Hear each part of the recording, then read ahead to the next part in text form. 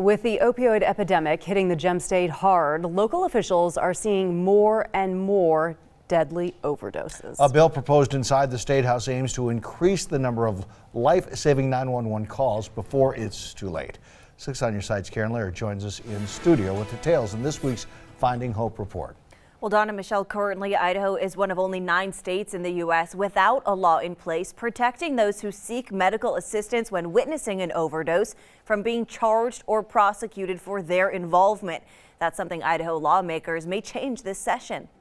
So we know that it'll save lives. That's the goal behind the so-called Good Samaritan Bill quickly making its way through the Idaho State House.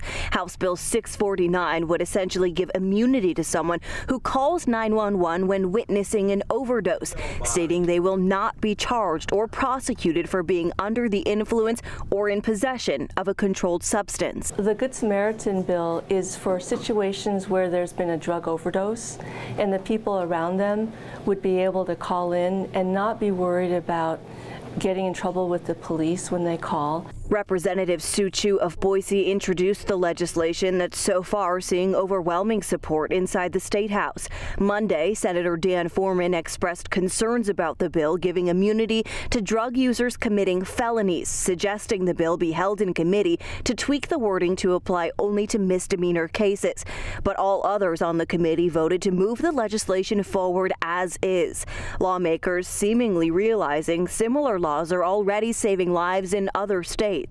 There are many people that are affected by this disease called addiction, and they have so much to give. And for their lives to be snuffed out for this or any other kind of situation, if it's avoidable, let's do it. Because I want the person that can save another person's life to have their life. One life lost because of people being scared about going to jail as one life too many. The bill also protects individuals who seek medical help when experiencing an overdose themselves, hoping more people will call 911 if they start showing signs of an overdose. Why would we be punishing somebody with legal implications when they need medical help?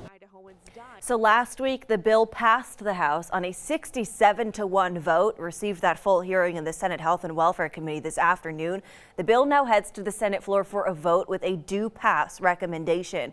Lawmakers also discussed the intent to track overdoses in the coming years as a reference for the future to see if this bill is actually having an impact on the number of lives saved.